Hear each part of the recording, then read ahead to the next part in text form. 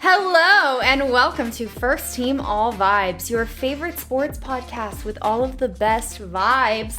My name is Marissa. I am one of the hosts on this podcast, and I am the vibe connoisseur around here. And I'm Anthony, and I'm the guy that knows ball. That is right, guys, and we are excited because the NBA season has officially started.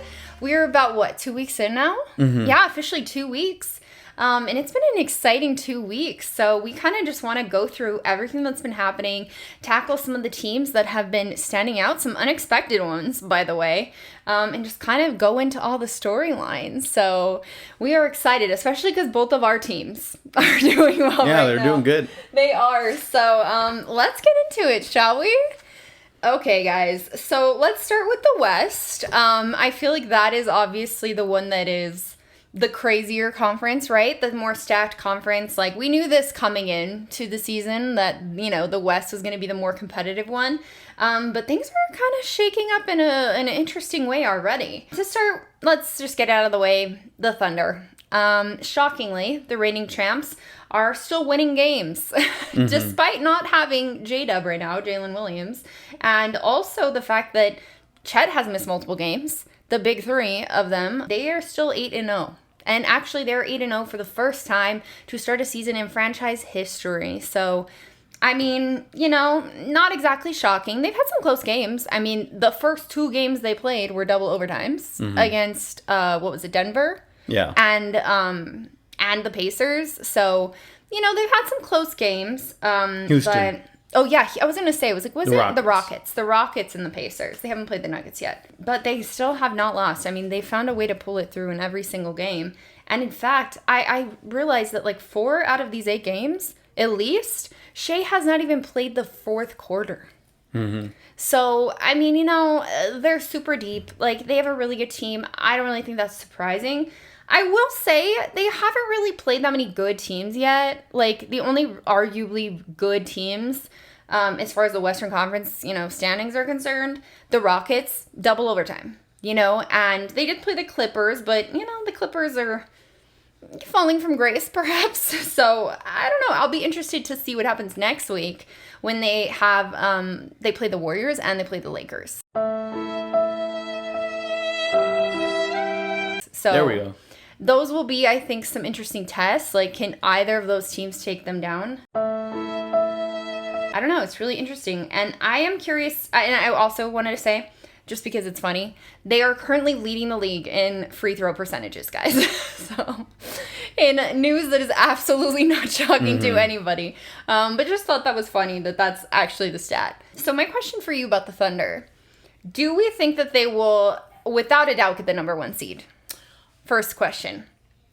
Yeah. So the reason why I'm saying yes is the officials kind of gave them the 2-0 start to begin with. Yeah. Since then, I've genuinely been impressed with them. Okay. Fair. And that's that they're shooting really, really bad. Yeah. They actually have Engelman, and he used to be the shooting coach for the Spurs. Oh. When they were, running dynasties, running shit. And that's why we were one of the best 3-point shooting teams at the time. Interesting. So I imagine that's not going to stay there that long. True. And they're going to eventually get healthy. Yeah, it's going to be hard. They're already 8-0. They could finish this week 10-0. They probably will. So if they beat the Lakers and Warriors and they get to a 12-0, 14-0 start, unless something catastrophic happens to them, like SGA gets hurt, then they're going to be pretty hard to catch just because of how deep they are, how well coached they are, how together they are, and how young they are. I tend to agree with you. I think that's the biggest thing they have going for them is their youth and their depth. Like we just said, right? She's not even playing freaking fourth quarters. I mean, come on.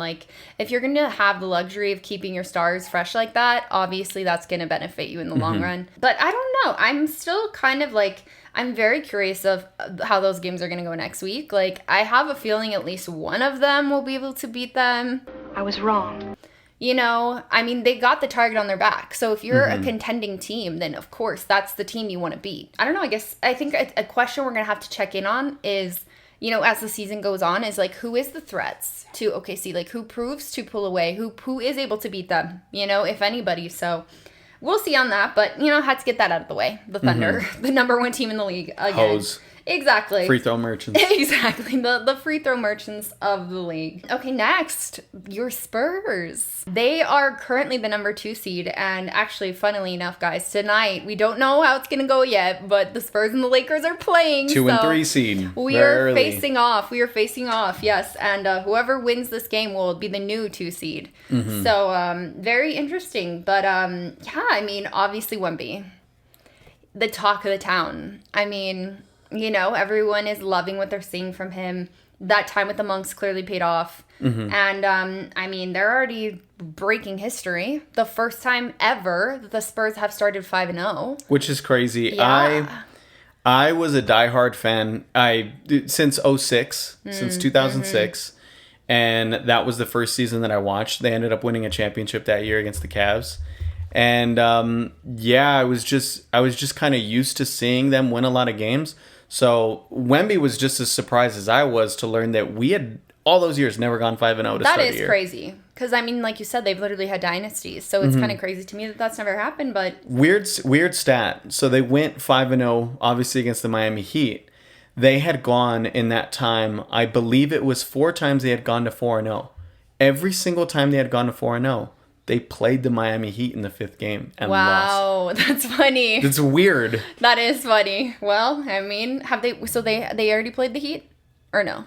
This year? Yeah. That's who we went 5-0 to. Okay. But that's who would every time we went 4-0 and had a chance to go 5-0 4 other times, we lost to the Heat. So they were broke the always curse. that 5th game. Yeah, it was weird. That's funny. So well, good for them. Bucking a trend. Yeah, obviously they're being led by Wemby, clearly. His return, his next level takeover, clearly an early Depoy candidate. Obviously, I think he's kind of a shoo-in for Depoy. Yeah. Maybe I should say early MVP candidate because that's the tougher race, clearly. It's so freaking stacked right now. Who knows what's going to happen with that. Some injuries early on.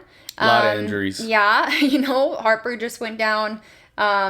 Fox still out, Cornette still out, so we'll see what happens with that. But I do think that the Lakers probably are their biggest test so far tonight. They will be, yes. The best team that they've played so far. So I think that this will kind of show, okay, can they hang with these higher teams? Because we're definitely going against. Obviously, we're going against.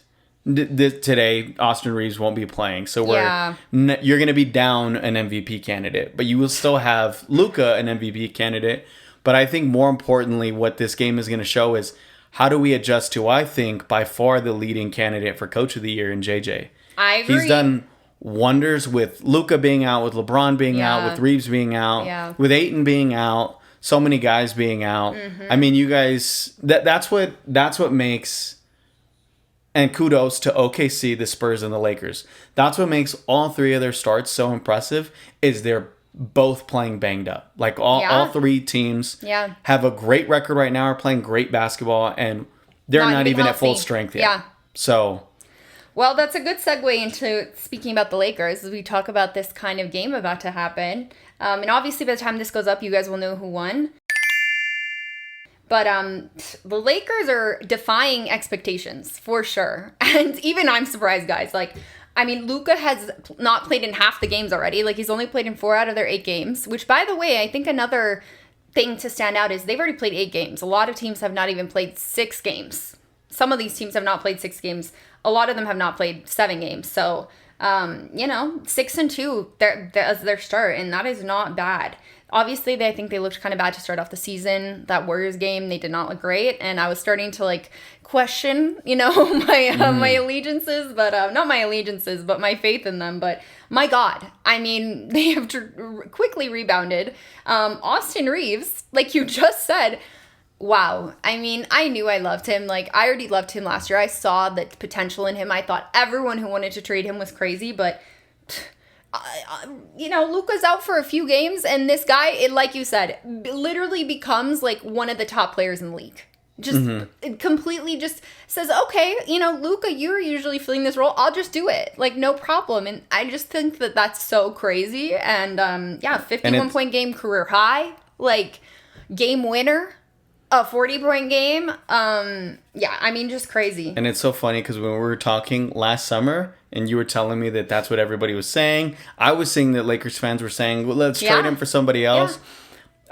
As a Spurs fan, I was literally like, dude, we'll take him if you don't want him. I know, you were trying to poach him. Dog, like, come on. That's a no-brainer. But no, I'm so glad. Good for him. Yeah. I feel like on a certain level, maybe compared to other guys, maybe the talent level doesn't match up. But he has this delusional level of confidence, and it allows him to play aggressive. And it just shows, guys, everybody should be be as delusionally confident as Austin Reaves or as Marty is in the Lakers. Exactly. Like, it'll take you far. It will. And my question for you about Austin is, do you think he will make the All-Star team and or possibly an All-NBA team?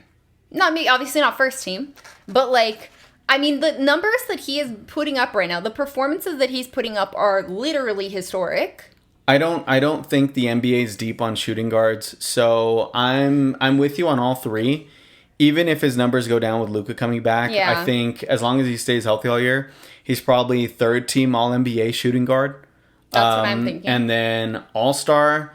I mean, it is a popularity contest, and yeah, I think this is the year that 3 Lakers will be in. I think they'll put Reaves, Luka, and unfortunately, LeBron could miss the next 2 months, and his glazing fans will still vote to put him in. I think the fan voting should not weigh as heavy as it is anymore because obviously he's going to get fucking in if he misses more time. But yeah, you guys will have 3, and I think Reaves deserves to be 1. I agree. I truly do agree. But I mean, I think the main thing that I've been impressed with is like the Lakers somehow have depth, which like that was literally the biggest problem for us last year. We somehow have depth now. We actually are the first team ever in NBA history to have 6 different players score 25 points or more in 2 consecutive games. The first team ever. And I'm just like, dude, like that's actually crazy. Obviously Luka averaging 41 right now. That's casual. Averaging 41 points. Austin averaging 31 points. Luka is the first player since Wilt Chamberlain to average over 40 points in the first 3 games of the season. And he also has already, in his first ever season as a full season as a Laker, has the most points ever scored by a Laker in the first 4 games over franchise history. So that's all the Laker legends, all the crazy players that have played. His first season start, he already has more points than all of them. So clearly an MVP candidate. Yeah, and Lakers are also leading the league in field goal percentage, which I was actually shocked to learn. I did not know that. It's at 52.9%. So I gotta just for OG Lakers fans, I gotta give a little love and a little remembrance to the great Kobe Bryant, because he had 2 weeks at some point during his career with the Lakers where he was averaging 50. I mean, we'll see if Luka gets there. Exactly. We'll see if he gets there. Kobe was at 50. Kobe was a Laker, basically his whole career. Laker god. Yeah, exactly. I mean, he's the Laker. Yeah, exactly. He is the model Laker. But yeah, I think the last thing I want to say on the Lakers is, like you said, JJ Redick. My God. Through adversity, doesn't matter who's playing, he's finding a way to win games. And you're not the first person I said, Coach of the Year candidate. I mean, we'll see, but something to be interesting. Can the Lakers beat the best teams? I guess we're going to get our first test tonight and another test next week with OKC. So we shall see, but things to keep an eye on. Those are the top teams in the West right now. And just to quickly go through the other remaining relevant teams, Nuggets are looking good. They're kind of off to a mixed start right now. I think that they're what? I feel like 4-2. I feel like Nuggets and Warriors are the same.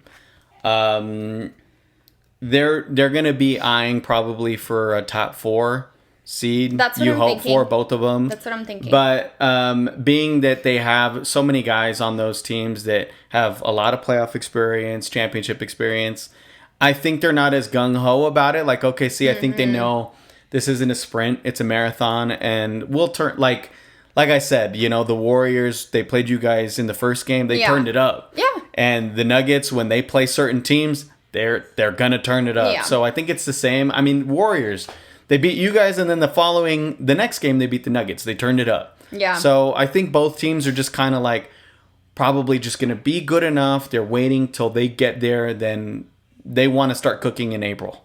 Yeah, I agree, especially because both of those teams have like slightly older teams, players. I feel like, like you said, I mean, OKC, the Spurs, even Lakers, like they're mostly young core. No, they're hungry. Yeah, exactly. All three of these teams. Exactly. Which brings us to the Rockets. Yeah. I again, I'm not pressing the panic button. I don't think Rockets fans should either. Mixed. I think their half-court offense has gotten a lot better. Mm-hmm. They have 3 guys that are virtually unstoppable late in game. They're tied with the Nuggets right now. With Amon, Sengun, and KD. So that's kind of worked out that the way they wanted it to. Reed Shepherd has been playing better slowly. Yeah. It's going to take time. Yeah. Again, they're biding their time for March and April when Fred VanVleet come back. He might even come back sooner. Yeah. They're going to figure that out. And I trust Emu Doka. They're going to be up there. And, they'll make the playoffs for sure. And these top 6 are just wild. So top heavy and awful. As a Spurs fan, they're 3 right now. I'd probably put them at the bottom of the totem pole at 6. But geez, that's a gauntlet. It really as far is. as like those top 6. You could have put any of those, I think, in the East, and they'd be a top seed. I totally agree. They'd be the number 1 seed, including the Spurs. I think they might even be the 1 seed in the East. I actually completely agree, and we'll get to that in just a second. Just quickly, Wolves looking okay and suddenly back. He was supposed to be out for 2 weeks. He's back after like a few games, so I guess that's good for them because they were not looking amazing. Even though Julius Randle's playing pretty well, but they just don't have the depth. Mike Conley is washed. Rudy Gobert's washed. They need new players. Let's see if they get Ja. It's a mixture of they have a lot of young athletic guys that want to go fast, and just the few old guys that they have on their roster hold them back. Yeah. So, I agree. They need to do a little rebuilds. Clippers are looking old. They've been doing okay. Kawhi had that game winner. Yeah, because of how the sheer Hall of Famers that they have on that team, the high basketball IQ, they can pull some out. They're going to win some games. Yeah. But in the long run, come on. It's they're not going to. Yeah, they're Paul's just too not slow. Looking good. Chris Paul's not looking good. I'll give Kawhi his flowers. Little aspiration. He looks good. I know. Looks good. I know, right? Well, hey, he's trying his best for his last year maybe in the league. So, good for him. Ever. I think the biggest thing for me is like the Blazers are number 6 right now. They're really scrappy. Like they are leading the league in steals ahead of OKC. Their defense is no joke. Like, aren't they the 8th seed? The Blazers?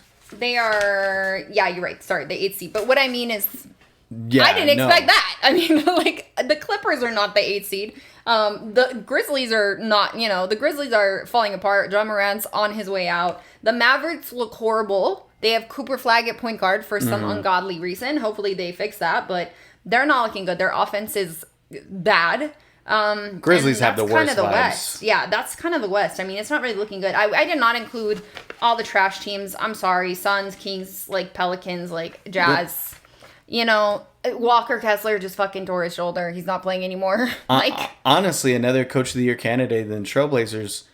Thiago Splitter, the interim head coach. I know. He won a championship with the Spurs. He was their starting center in 2014. That's funny. Yeah, another European player. Like, the man is an absolute G. Let's see what so, they started off 0-2 with Chauncey. Yeah. He's fucking gambling. I know, literally. He's betting on the freaking under for They're sure. 4-1 with Thiago. I mean, they're playing well. Like, they really are playing well. He learned a thing or two. I will say, like, I don't really trust them to actually No, I don't. be I don't good. either. Our hospital squad beat them. Like, Yeah. So, I'm sorry, but I think next year, once they have Dame back and, they could make some noise. But, I mean, they're not looking bad. One of these top 6. And in fact, the Timberwolves being that we were talking earlier about this at the office. I can't believe I forgot to mention it. Drew Holiday's making such a difference on that Trailblazers team. He is. You were talking about maybe, the Timberwolves being interested in John Morant. If they want to win a championship, trade Gobert, trade Connolly, go get Drew Holiday. Have him be your starting point guard. Let him do all the dirty work on that team, and you can still go as fast as you want. I mean, would the Blazers go for that at this point, though? I mean, if you throw picks, maybe even throw Rob Dillingham's ass at them. Maybe. I mean, we'll see. But that's just some stuff to keep an eye on. We'll see what happens, but that's kind of our first impressions. Let's get into the East, because the East is way more unpredictable, I would say. Like, my God. Like, first of all, the Bulls, hello? They are 6-1 right now. They are second in the league, behind OKC by some miracle. I mean, I didn't even have them in my top 8, guys. I didn't even have them making the playoffs. I don't think you did either. No. I literally was like, at best, they can hope for is the plan. And, I will say, like, they've actually beat some good teams. They beat almost all the top teams in the East. Like, the Magic, the Hawks, the Kings, the Knicks, the 76ers, and the Pistons already is who they beat. And yes, they haven't played the Cavs. They haven't played, like, the Bucks or, whatever. I guess certain, like, pesky teams. But still, I gotta say, like, I'm impressed. And I don't know if it's gonna last.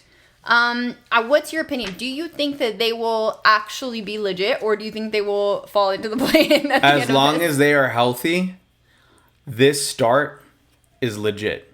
The way they play, they space the floor. It's a lot of 3-and-D.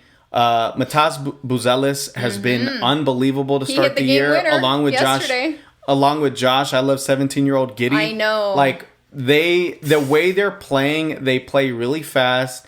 It's a lot of penetration, kick out, and they have shooters. So everything that they're doing just kind of works. I think they're kind of, they were talking about, who's the team that's trying to play like the Pacers? It was Miami. Yeah, Miami. I feel like it's a slightly slower version, but I think the Bulls are doing it better. I think that's fair.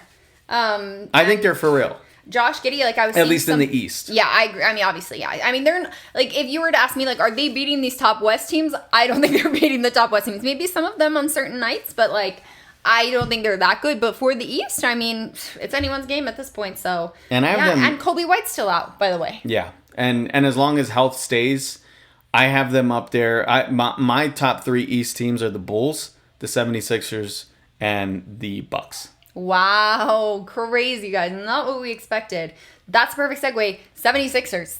Wow, another shocker. They're looking hot. Technically right now, because Luka Doncic is not technically on the list yet because he hasn't played in 75 of the games, Tyrese Maxey is the leading scorer in the league right now on the official charts.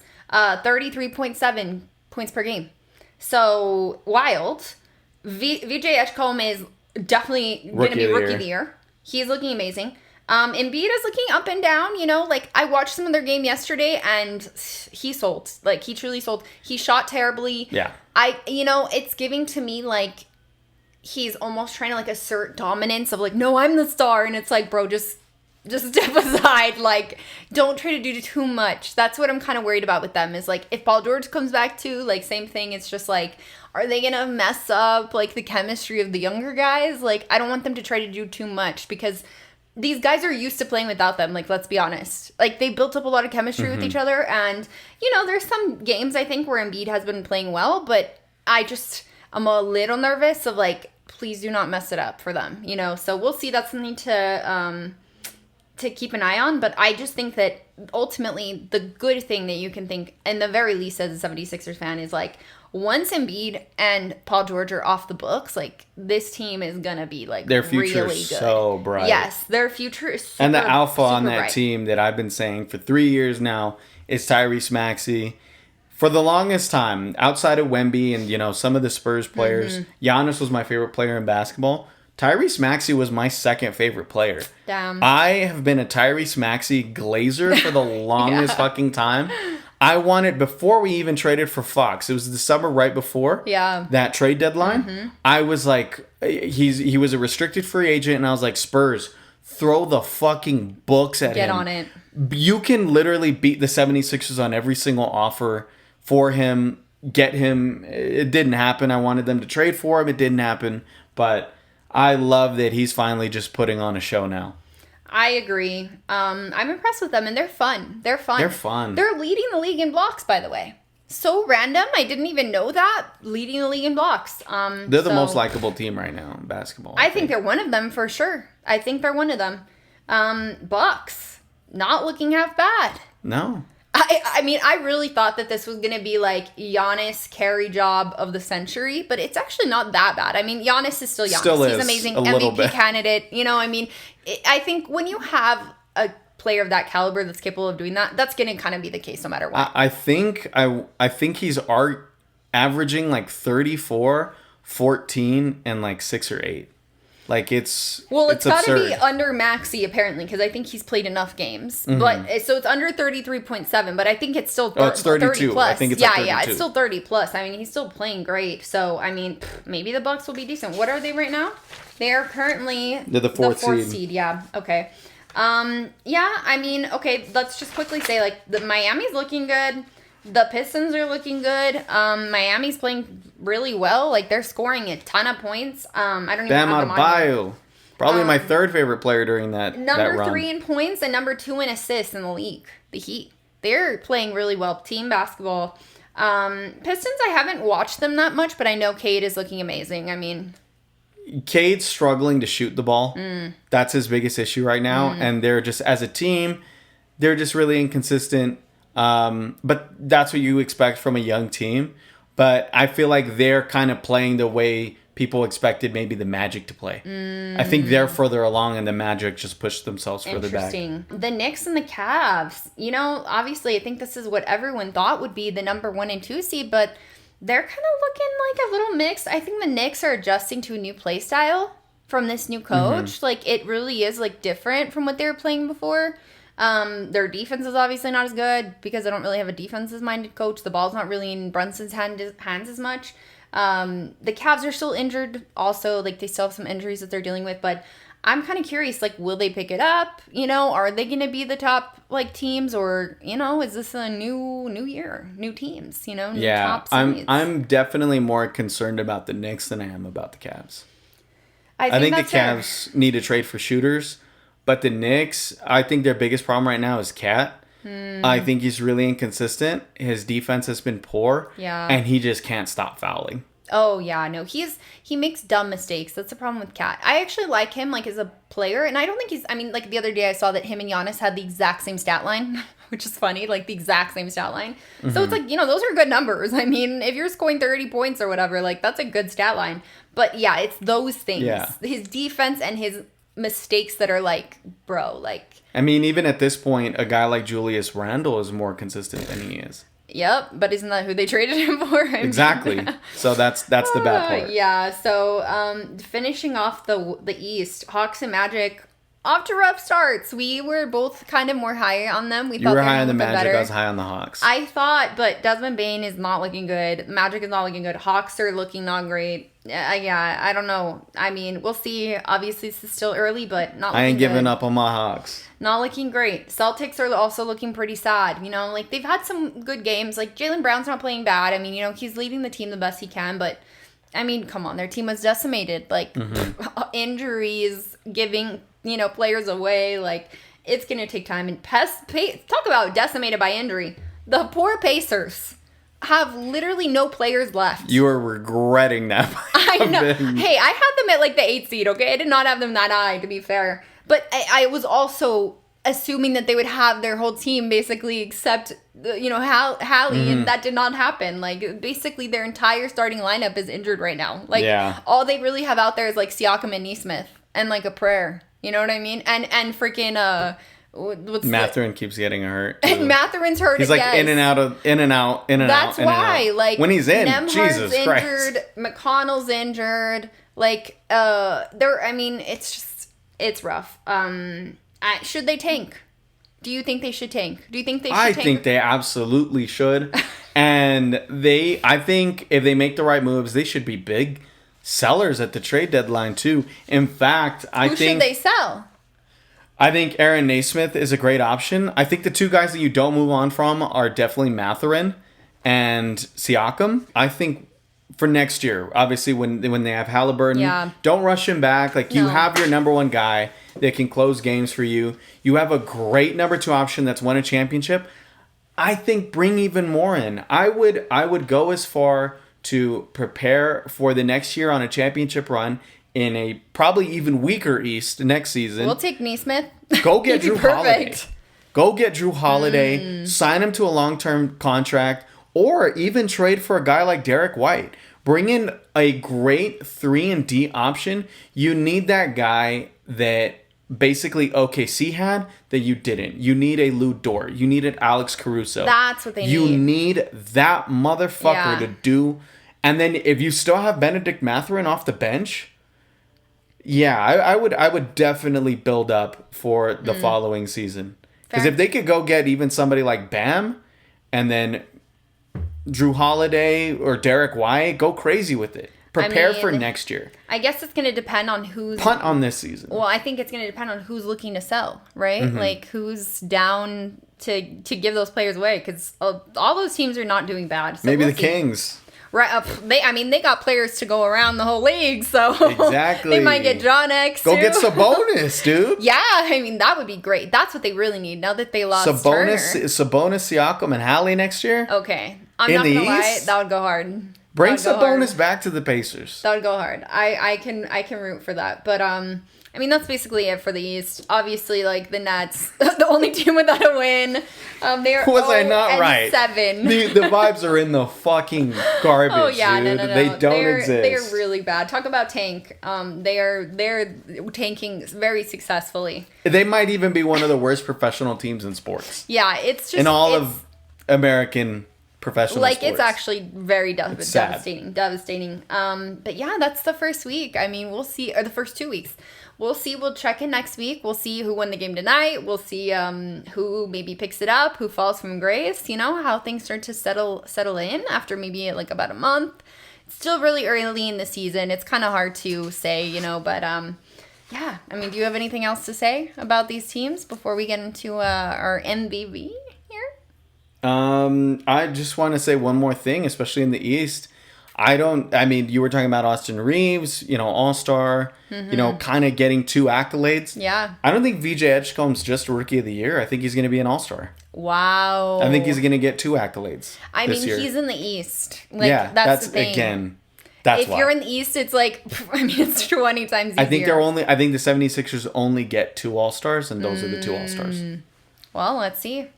Interesting. Okay, period. Well, that being said, the MVP. Let's talk about it. It is time for our MVP, guys. That is our most valuable vibes, okay? So this is the person, the individual, sometimes not even a person, doesn't have to be a player, who we thought brought the vibes this week, okay? Who just made us feel amazing, who just uplifted the energy. Does not have to be the best player. It just has to be the player who just brought the vibes, okay? So I have my pick for MVP. And I don't know if you might have a different pick, but I picked mine. My MVP this week goes to Austin Reaves. I honestly just think that he truly has lit it up this past week, surpassing all the expectations, shutting up the haters, beating teams without Luka, career high, game winners. I mean, the joy that man has created, especially for me, obviously maybe not for the whole league, but, as somebody who literally was undrafted, this kid that's literally from like this small town in Arkansas to get to this level where he's on one of the most high profile teams doing this, like, I just got to give him his flowers. And, Luka's not going to be out very often. So for me, I got to give it to Austin Reaves. Who's your pick? Who's your pick for MVP? There are so many. Yeah. The vibes are just so high in the first week. We're 2 weeks in now, basically. Yeah, 2 weeks. So, 2 weeks. Man, I gotta give it to Tyrese Maxey.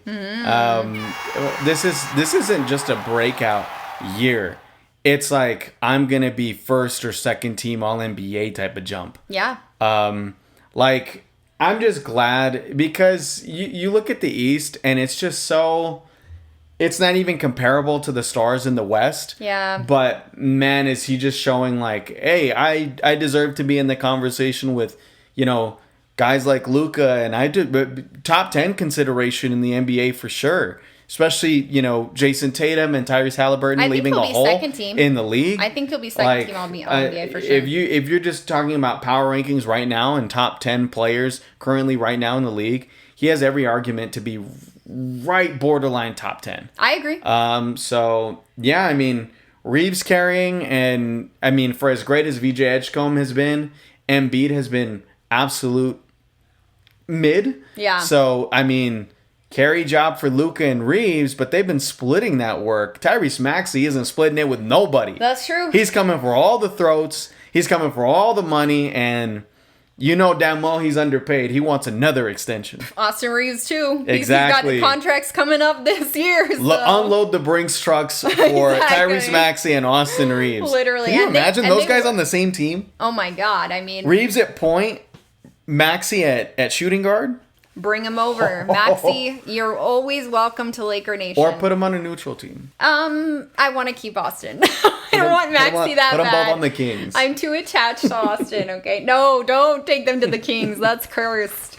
Put them on the Blazers with Thiago. Austin's not going anywhere. Go Portland. If anyone's going anywhere, it's Maxey, not Austin. So let that be known, okay? Watch trade him. I mean, hey, I'll trade LeBron for Maxey. Anyway, guys, so that has been our MVP picks. Thank you guys so much for watching. Let us know what you think so far. Like, who are your teams? What are you surprised by? Do you agree with our takes? Like, what do you guys think is going to happen in this next week, this next 2 weeks? How are things going to shake out? Are things going to stay kind of relatively similar? Or are they going to completely flip? Like, we're going to see. But thank you guys for watching. Please make sure that you like and subscribe if you're watching on YouTube. If you're not, you can be.